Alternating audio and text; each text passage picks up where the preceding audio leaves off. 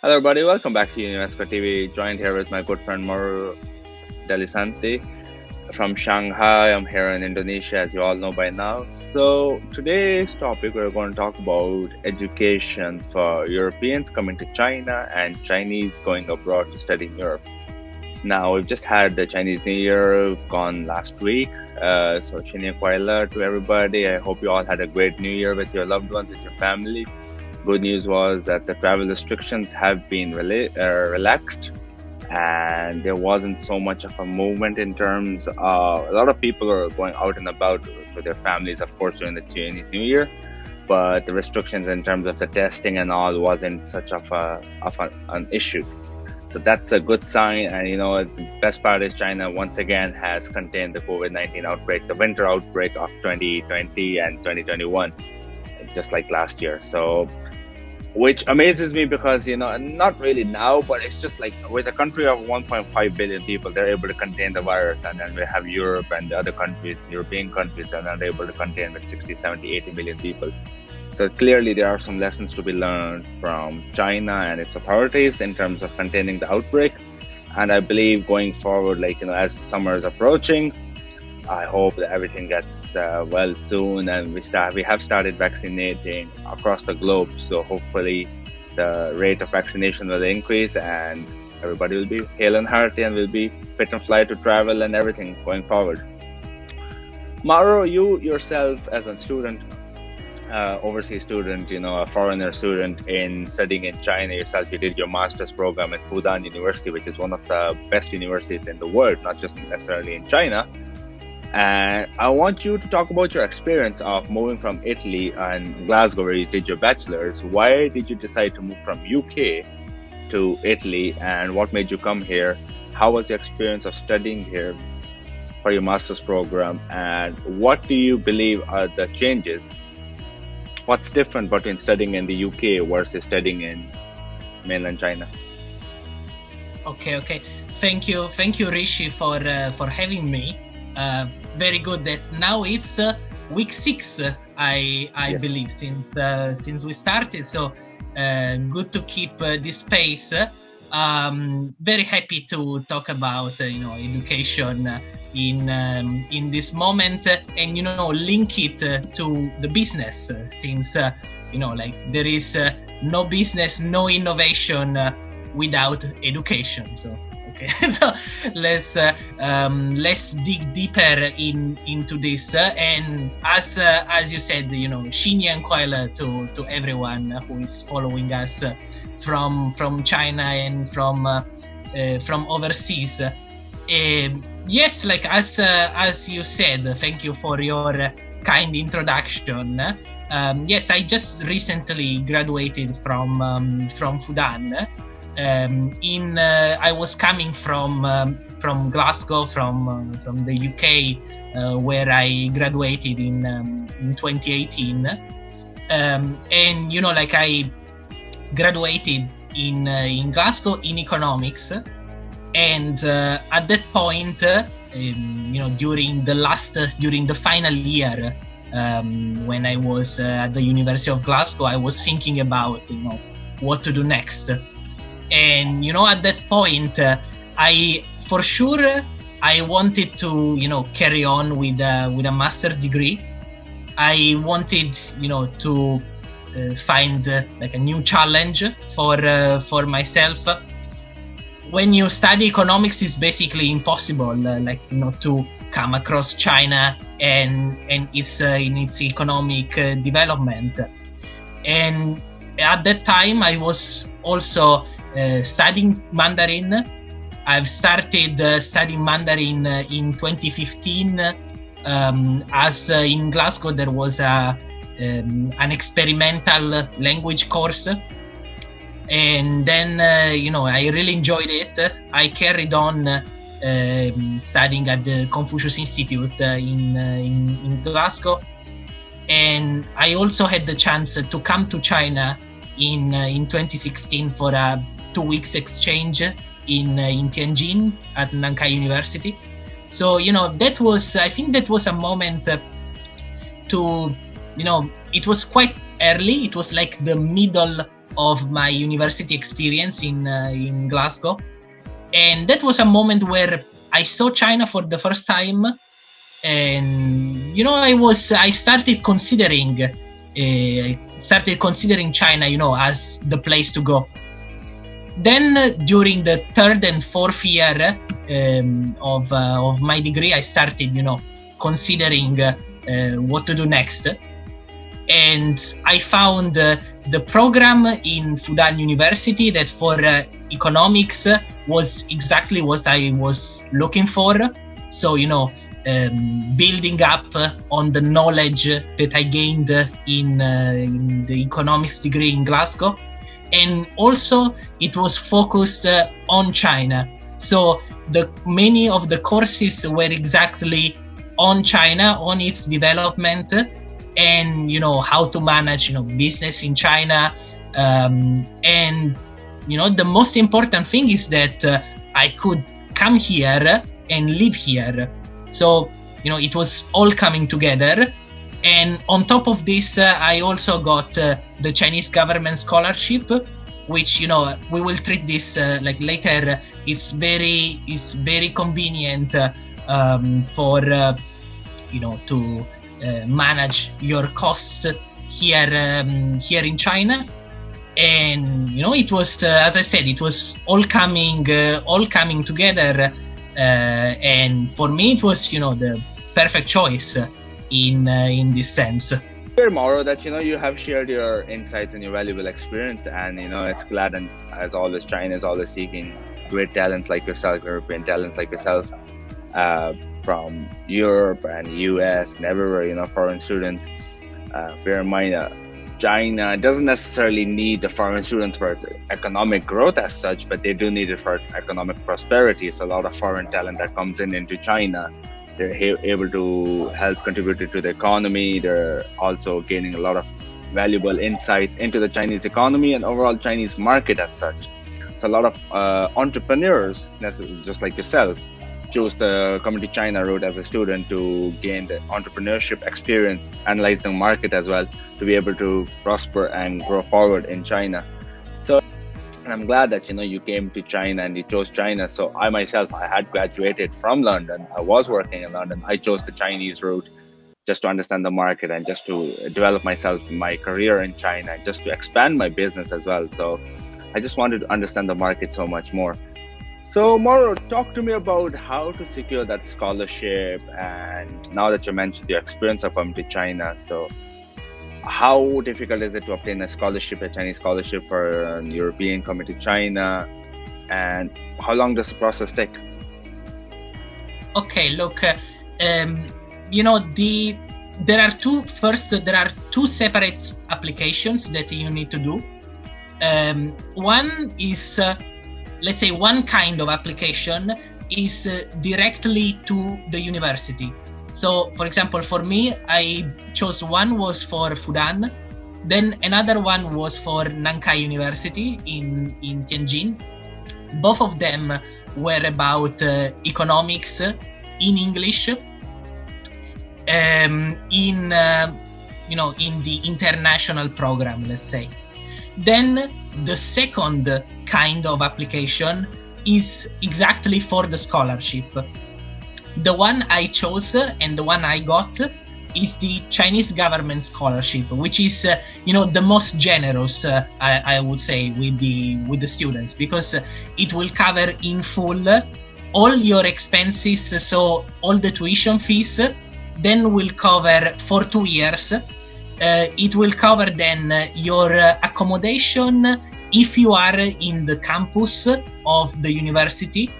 Otherwise, if you decide to go to a private house, like private housing, they will give you a subsidy. So they will put some money in your bank account every month, okay, so that they help you pay the rent. But from my point of view, at least this was my experience, staying inside the campus, at least in normal times, let's say, so aside from the virus, from the virus time, staying in the campus is quite convenient, and you will completely save all of that amount of money. So you need to consider that,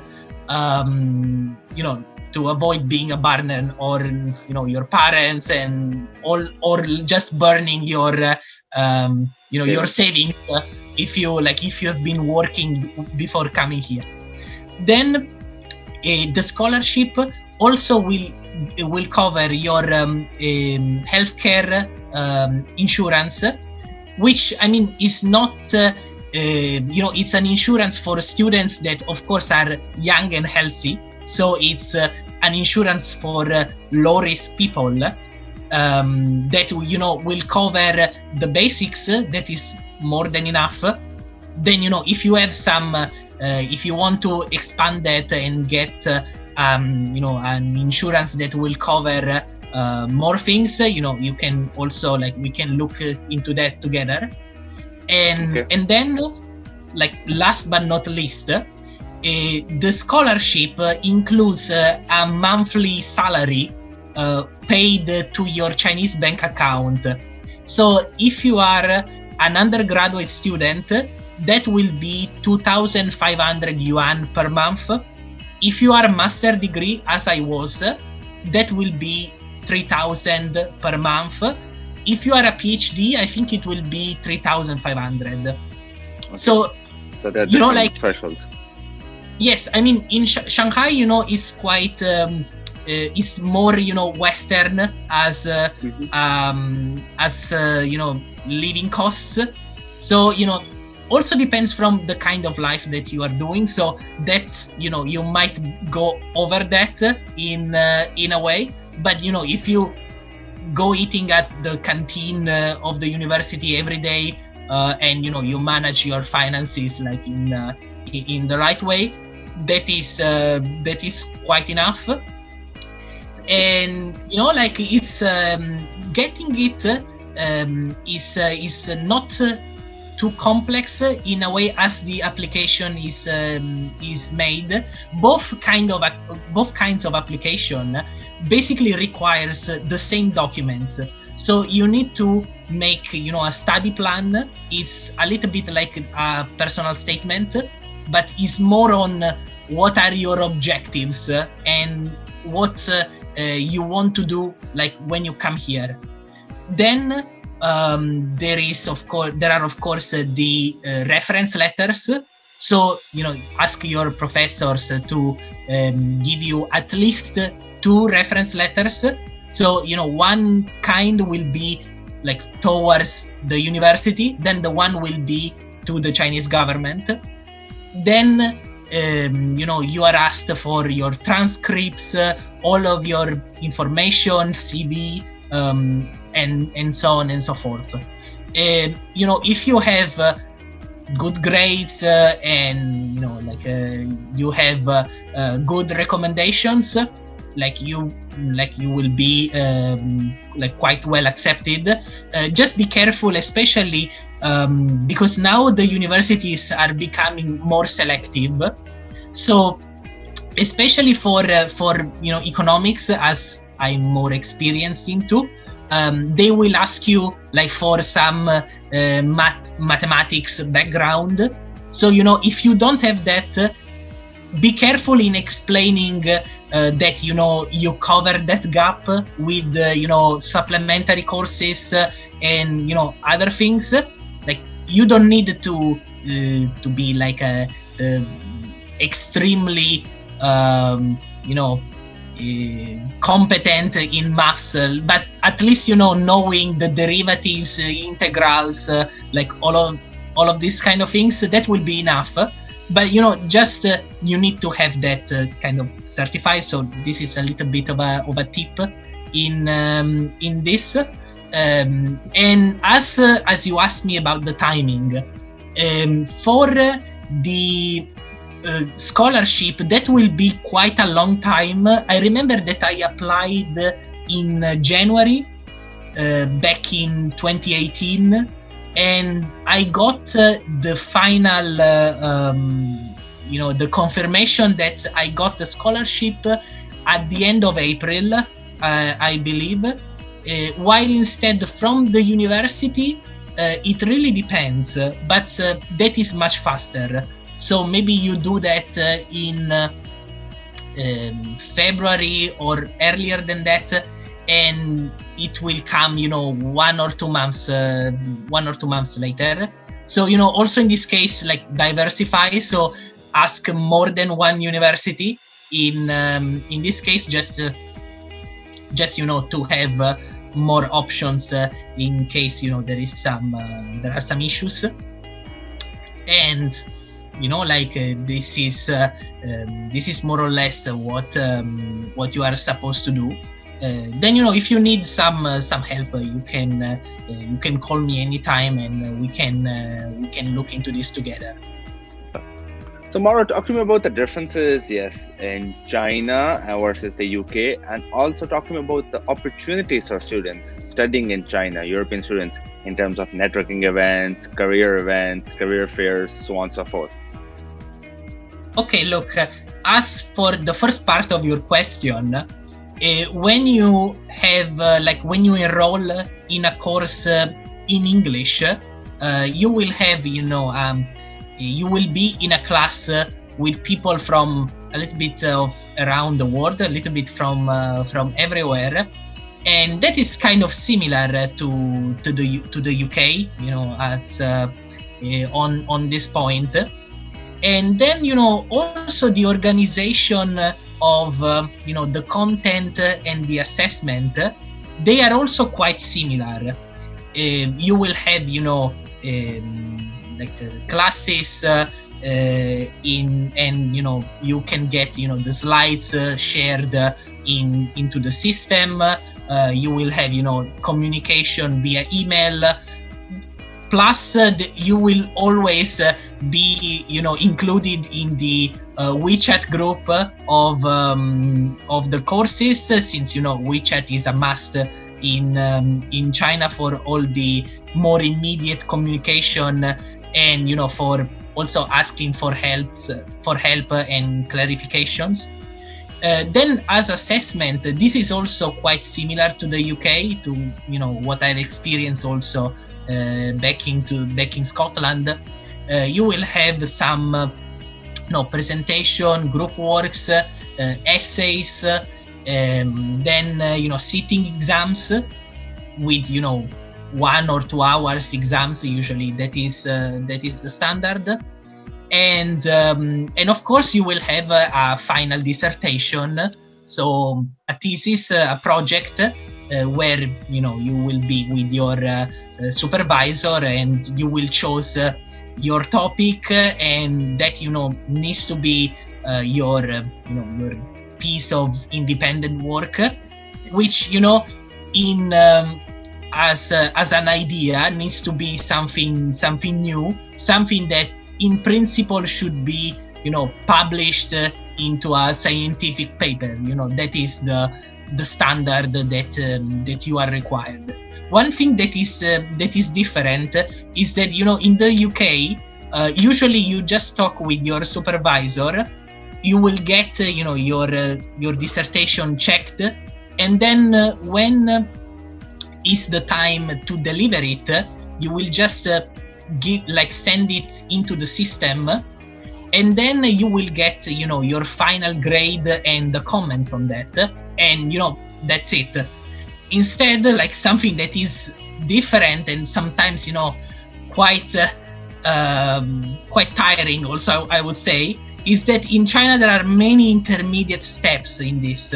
So you will have a first draft that will be checked. When you say draft, it's not just a general thing, but it's like the complete paper. The complete paper will be checked first by 2 professors. You will get it back with some feedback, and you will be asked to change it. You will change it, and there will be the formal submission, and 2 more people will evaluate it. After this, you will be asked again to check some points and to change some points. Then there will be the dissertation defense.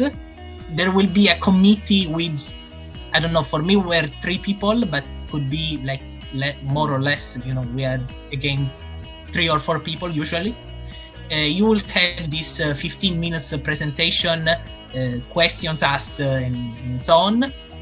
And then after that, they will ask you again to change, some points. And after that, you will send this to the final system and to the archive of the university. At that point, when all of this is accepted, then your degree will be issued. So, this back and forth, is something that I didn't know it worked like this. But, eventually, this is the process. So this is something more complex. The only major difference that I would highlight in this case. About the second part of your question, so work opportunities, like job opportunities while you are a student. First, we are talking about, time of peace. So, when you will come here, you will enjoy the student life in Shanghai. And, like now, the students are just, following that online. And I hope that everyone will be able to come here, as soon as possible to enjoy the full experience in China. But even during the time where you are a student, first there are so many networking sessions, events. Like if you want, every day there is a new one. Chamber of Commerce, events, expo, manufacturing convention. You name it. And a thing that I would suggest is also, travel around, like use this time also to travel. And, you can, like, for example, I got, in basically 2 years ago now, it was September 2019, I ended up, in at the manufacturing convention in Hefei, in the Anhui province. And, I got invited into this. You make connections. You will add people on WeChat. You will get business cards. You will meet also. You might meet government officials of that regions and so on. There are also many career fairs. And when you are in the chats or in the WeChat of the different in the groups of the university, from time to time the administration will send you some internship opportunities, and you can also look into that to gain experience as you are studying. Also in China, you are allowed to get the internship visa. So when you are studying, you just need, if you get the opportunity to have an internship, you just need to ask your employer to give you a presentation letter, and you will get from the immigration office the visa for internship. You are not, unfortunately, at the moment, you are not allowed to get paid, but the reimbursement for your travel expenses or meals, usually those are included. So that is also good news.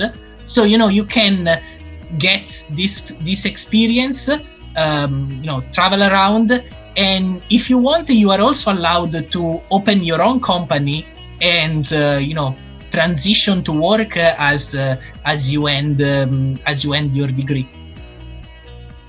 Excellent news, Mauro. Thank you so much for your insights and once again, attention to detail. The fact that you're able to explore so many opportunities when you're in China as a student, and there's so many opportunities not just for you to study, but also to be able to develop your career in one of the largest markets in the world. And once again, viewers, if you have any questions, feel free to contact myself and Mauro Delisanti. He always shares his social media handles and also his contact details in the comment section below. My social media handles are always on the videos. If you want to contact me, feel free to Instagram me, email me, WeChat me, call me, anything. And thank you so much for watching today. And once again, if you have any comments, feel free to share with us. Thank you so much. Thank you.